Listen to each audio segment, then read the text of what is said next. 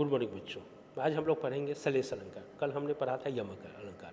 तो सलेस अलंकार क्या होता है? जहाँ काव्य में कोई शब्द एक ही बार आया हो परंतु उसके अर्थ एक से अधिक हो तो वहाँ सलेस अलंकार होता है। ध्यान देंगे हम लोग कि यहाँ पर क्या है कि जहाँ काव्य में कोई शब्द एक ही बार आया हो परंतु उसके अर्थ एक से अधिक हो तो उसे ही हम क्या कहेंगे? सलेस अलंकार कहते हैं। मतलब कि वाक्य में वो शब्द एक ही बार आएगा पर उसके अर्थ क्या होंगे? एक से अधिक होंगे।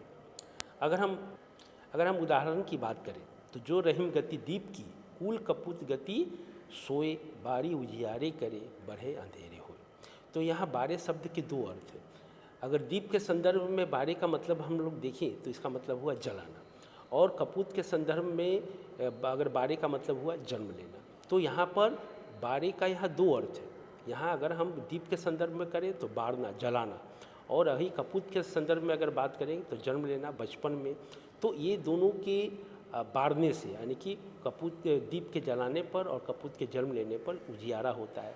पर बढ़े अंधेरे हुए, बढ़े मतलब होता है बढ़े, अगर हम दीप के संदर्भ में अगर बात करें तो बुझाना, और कपूत के संदर्भ में बात करें तो बड़ा होना।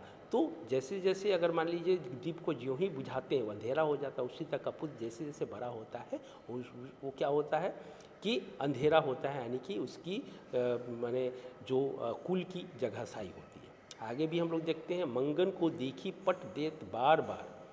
तो मंगन को देखी पट देत बार बार, तो यहाँ पर पट जो है उसका दो अर्थ है, एक होता है दरवाज़ा और दूसरा है वस्त्र। तो मंगन को देखी पट देत बार बार, तो पट माने यहाँ हो गया वस्त्र, देत बार बार, और यहाँ पर दरवाज़ा के संदर्भ में भी ये इस्तेमाल हुआ है। आगे को घटी ए वृषभानुजा वे हलधर के वीर।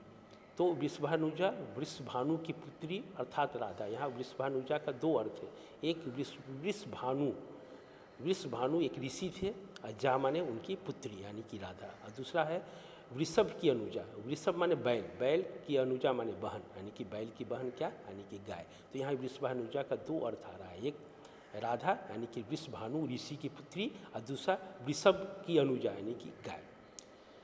उसी तरह से हलधर, हलधर के यहाँ दो अर्थ है, एक हलधर का मतलब हुआ बलराम, दूसरा हल को धारण करने वाला अर्थात बैल। तो यहाँ पर हलधर का दो अर्थ है। तो हमने समझा कि जो सलेस अलंकार में एक शब्द एक ही बार आता है पर उसके अर्थ में क्या होते हैं, उसके अर्थ जो है एक से अधिक होते हैं। उसी तरह से बच्चों अगर हम बात करें, सुबरन को खोजत फिरत कवि व्यभिचारी चोर। तो यहाँ सुबरन, सुबरन को अगर कवि के संदर्भ में बात की जाए तो कवि के लिए सुंदर अक्षर, सुबरन का मतलब हुआ सुंदर अक्षर। व्यभिचारी के लिए रूप रंग, सुंदर रूप रंग, सुबरन का मतलब अच्छा रंग रूप। और चोर के अर्थ में सुबरन का अर्थ हुआ सोना या स्वर्ण।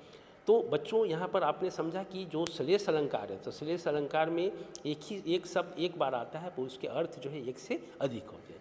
और इसके पहले हमने जो पढ़ा था वो था यमक अलंकार। वहाँ हमने देखा था कि एक शब्द एक से अधिक बार आते हैं पर उनके जो अर्थ होते हैं वो अलग अलग होते हैं। पर यहाँ पर एक शब्द एक ही बार आएगा पर उसके अर्थ अलग अलग होंगे।